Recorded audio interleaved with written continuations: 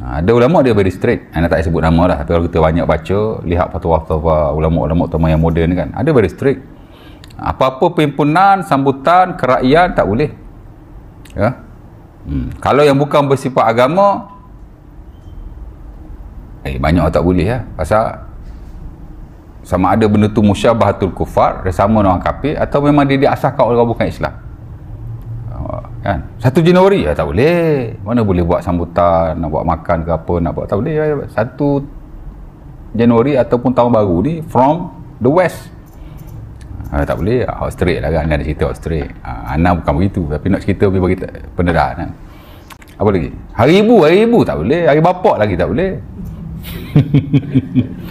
Ya.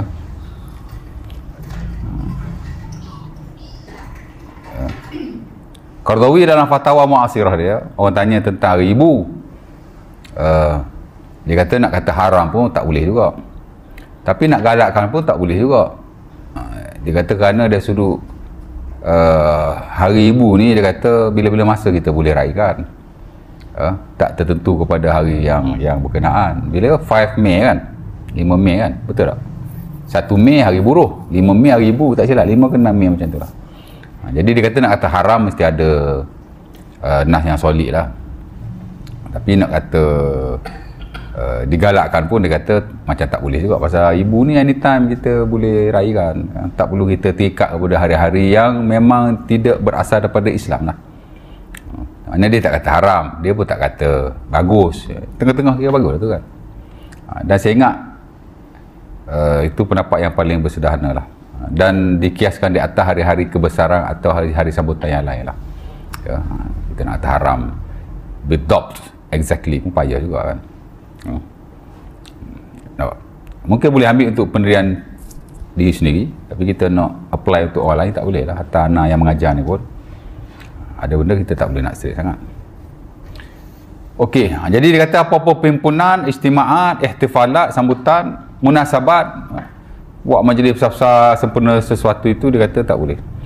Kalau yang bukan bersifat agama, macam watani, kebangsaan, macam siasi, ada unsur-unsur politik, kenegaraan, dia kata musyabahatul kufar. Mana macam ke arah banyak yang tak boleh lah. Yang agama lagi tak boleh, pasal agama ni mesti ada nas. Nak buat satu-satu benda seumpama ini, ya tak? Maulud Nabi tak boleh. Kalau hak tu pun tak boleh, hak ni lagi tak boleh kan? Isra' Mi'raj tak boleh, nuzul Quran tak boleh kan? Kerana li'anna ayamun la tu'azzimuhu syariah, dia adalah hari yang tidak diangkat atau dibesarkan oleh agama. Tak ada apa-apa istimewa pada hari itu. Dia agak very strict lah. Anda duk baca ada. Yang kedua, anda tengok dia longgar sikit, ya. Longgar ni maksud dia apa-apa sambutan, kerakyatan, perhimpunan, dia adat. Adat ni al-aslu fiha al-ibahah ma lam yakun dalilun ala tahrimiha. Asal-asal dia adalah harus, melainkan jika ada dalil yang melarang. Maka kalau tidak ada munkarat, tak ada benda-benda munkar, tak ada maasi, benda-benda maksiat, tak ada lagu-lagu, ma'azif dan semua, tak ada ikhtilat lelaki perempuan, dia kata boleh, ya. Melainkan hari-hari tertentu yang dia tak benar juga, macam Maulud Nabi, Isra' Mi'raj. Ini fatwa Saudi lah. Saudi dia strict, tapi tak adalah strict, mana ada strict lagi. Kan?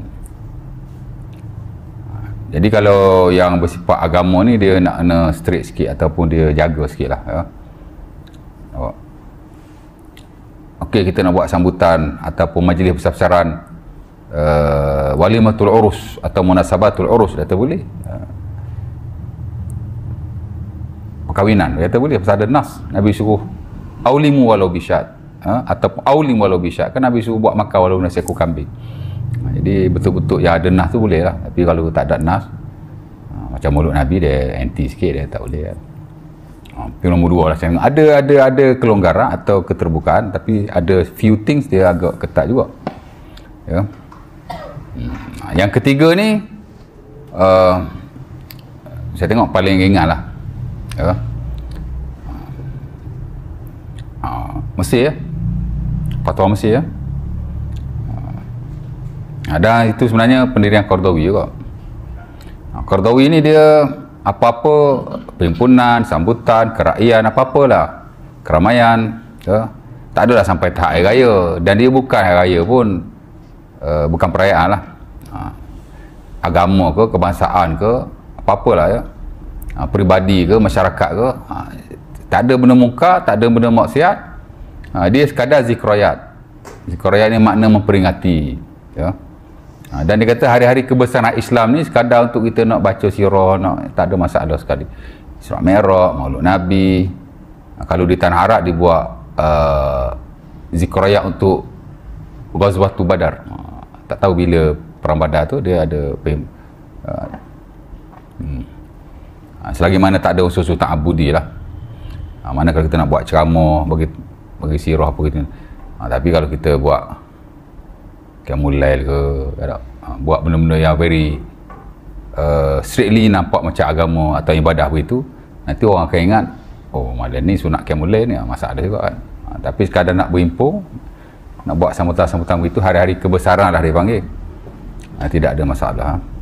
Kebesaran tu dia bukan hari yang ada fadilat apa-apa, dia cuma merujuk pada hari-hari penting lah dalam sejarah Islam, kadar tu je, ya. Cerita dia begitulah, ya.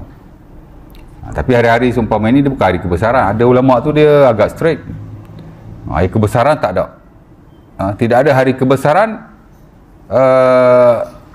melainkan hari yang dibesarkan oleh Islam. Dan dia kata hari yang dibesarkan oleh Islam dua je, hari haji, hari puasa. Nak bagi dia straight kan, ya. Itulah cerita dia, ya. Bismillah.